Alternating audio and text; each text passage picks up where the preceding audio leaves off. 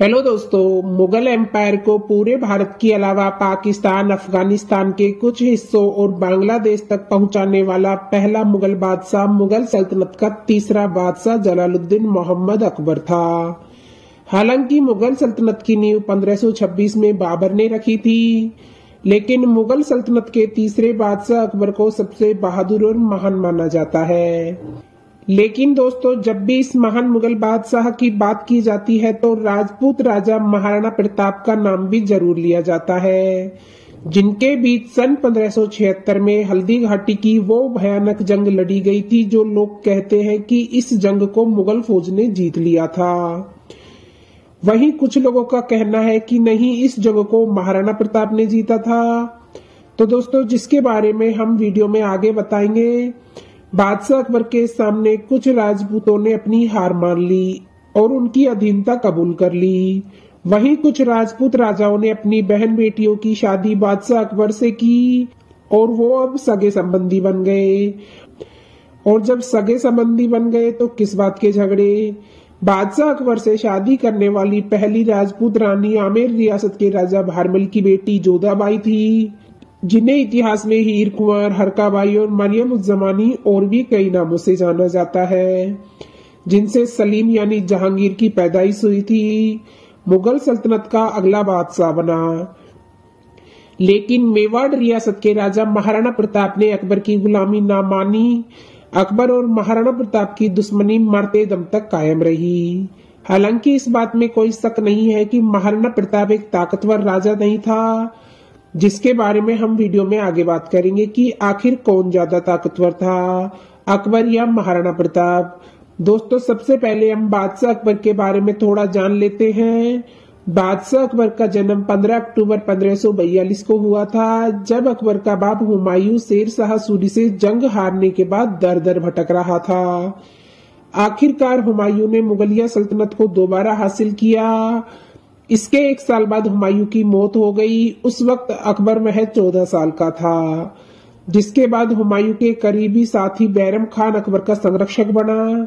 इस बीच अकबर के ऊपर एक बड़ी मुसीबत मंडरा रही थी। वो था हेमचंद विक्रमादित्य, जिसे हेमू के नाम से भी जाना जाता था। उसने पानीपत के मैदान में अकबर से जंग करने के लिए पहुंच गया, जिसके बाद अकबर और हेमू के बीच एक बड़ी जंग लड़ी गई। इस जंग में अकबर के पास कम सैनिक होने के बावजूद इस जंग को अकबर ने जीता और अकबर का भारत के तमाम हिस्सों पर कब्जा हो चुका था। लेकिन जब भी बादशाह अकबर के रास्ते की सबसे बड़ी रुकावट राजपूत थे। उस वक्त तमाम भारत छोटे छोटे रियासतों में बटा हुआ था। बादशाह अकबर ने अपने दिमाग के घोड़े दौड़ाए और राजपूतों के पास अपने खत लिखकर रवाना करना शुरू किया, जिसमें उन्होंने लिखा कि तुम लोग अब मेरी अधीनता कबूल कर लो और मुगल सल्तनत के अंडर में ही अपनी रियासत को चलाओ। कुछ राजपूत राजाओं ने अकबर की इस पेशकश को मान लिया और कुछ राजपूत राजाओं ने अपनी बेटियों की शादी बादशाह अकबर से कर दी और वो अब सगे संबंधी बन गए। जैसा कि हमने वीडियो के शुरू में ही बताया, अकबर एक मुस्लिम राजा होने के बावजूद वह कभी भी हिंदू मुस्लिम में कोई फर्क नहीं समझता था।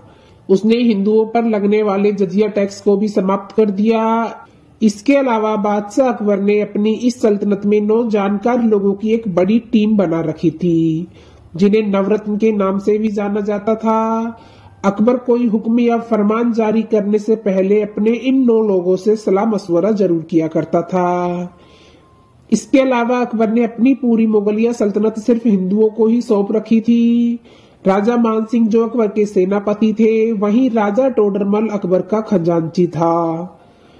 सल्तनत के सारे फाइनेंस रिकॉर्ड इसी शख्स के पास हुआ करते थे।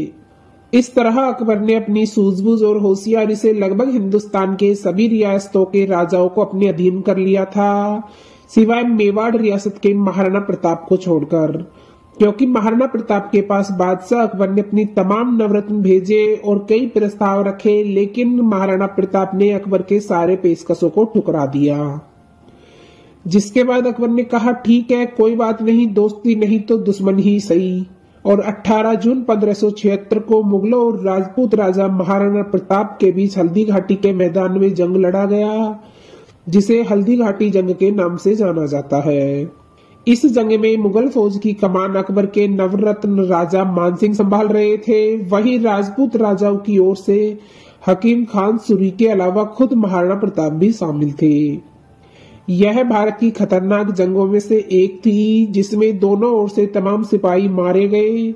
आखिरकार लड़ाई के आखिरी पलों में महाराणा प्रताप को जंग छोड़कर भागना पड़ा, जहां उनके वफादार घोड़े की मौत हुई।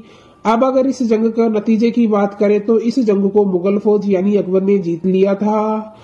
वहीं महाराणा प्रताप की हार हुई, जिसके बाद मेवाड़ सहित वहां के तमाम हिस्से पर अकबर के कब्जा हो चुका था। खैर दोस्तों, आज के इस छोटे से वीडियो में बस इतना ही। वीडियो पसंद आए तो वीडियो को लाइक कीजिएगा और चैनल को सब्सक्राइब करना ना भूलें, और ऐसे ही ऐतिहासिक वीडियोस देखने के लिए चैनल पर बने रहें। चलो दोस्तों, मिलते हैं नेक्स्ट वीडियो में। जब तक के लिए अपना ख्याल रखना। धन्यवाद।